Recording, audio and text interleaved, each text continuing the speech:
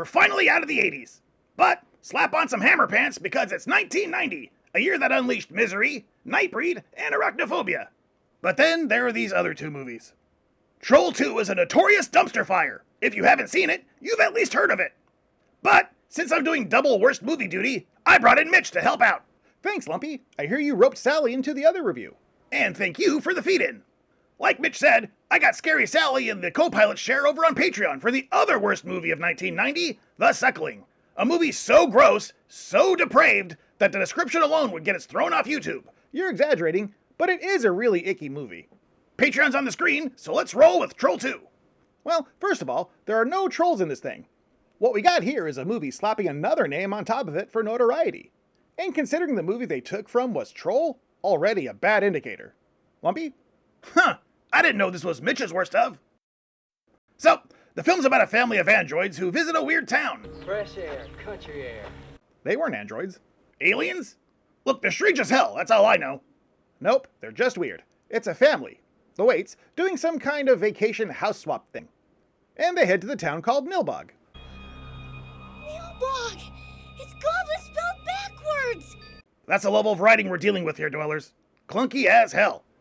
Anyway, Joshua, the whiny kid, he starts seeing visions of his dead grandpa Seth. And he just keeps warning Joshua that Nilbog is crawling with goblins. Stop them, Joshua. You're the only one that can do it. Grandpa's got issues. Also, he's dead. So, he's got that too. Grandpa's got a lot going on. Meanwhile, the rest of the family just acts like he's mentally unwell. I don't like this place. Can we go home? Don't listen to him. Says the mom about her son to everyone else. And the locals are shady as hell. Arnold? Yeah, that's him. He said to meet him in the house that looks like an old church. Okay. Everyone's offering them weird green food that looks like Muckhaven runoff. Or it could be slime scraped off the floor at Sludge and Slides. Who eats anything that's green that's not supposed to be green? Right? So, shocking no one, the people of Nilbog are actually goblins in disguise. They feed visitors this green crap and turn them into plants so they can eat them. Because the goblins are, wait for it, vegetarians. They're eating her! And then they're going to eat me! Actually, this is pretty accurate to some vegan dinners I've been invited to. Oh my god! Honestly, he's the best actor in the movie. And no, that's not a compliment. They even have a vegan goblin sermon in this movie. Flesh! And by flesh, I mean all that stinking, disgusting meat. Why? Yikes. Meanwhile, the acting in this film is like watching one of those old FMV video games. And you can't piss on hospitality. I won't allow it! Anyway, the daughter's boyfriend Elliot shows up with his band of idiot friends. Hey, what? They're all traveling together in an RV so they can, emotionally support each other? They definitely sleep together. I mean, literally, look. Guys, didn't anyone remember to bring supplies? We left in too much of a hurry, Drew. Going to town to do the shopping now. But still, does the boyfriend owe these dudes like a life debt or something? Why do they always have to be near him? Elliot! Elliot! Holly, what a surprise. Oh. So, back to Grandpa Seth, who magically shows up at random to help Joshua. Sometimes by stopping time, other times by standing there awkwardly. At one point, he even gives Joshua a Molotov cocktail. I have so many questions about the afterlife. Then there's this witch lady, Credence, who looks like a goth Lisa Loeb who really needs chapstick. Good morning, my little flower. Anyway, she controls the goblins using some hunk of Stonehenge that she's got stashed in her house.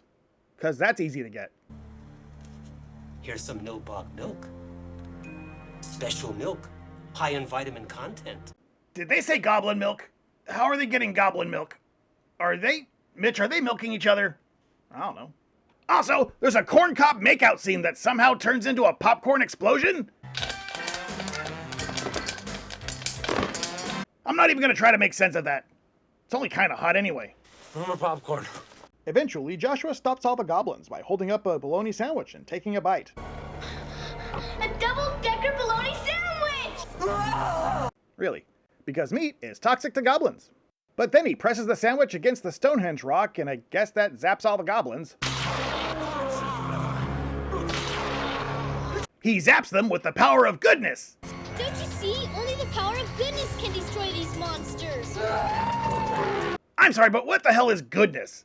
Like, if I press a really tasty panini on that rock, would that have worked? It worked for me.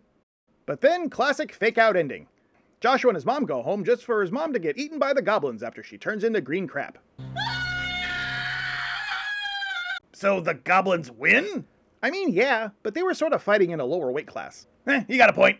Everyone in this movie is a doofus. It was like watching a high school play, but, without the emotional investment. But hey, at least the goblins kind of look like shaved Ewoks, so, there's that.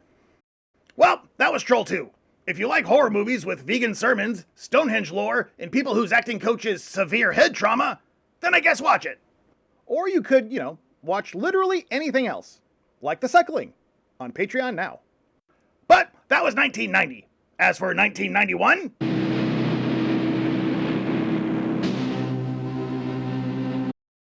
Ooh, that movie's not very good. You think?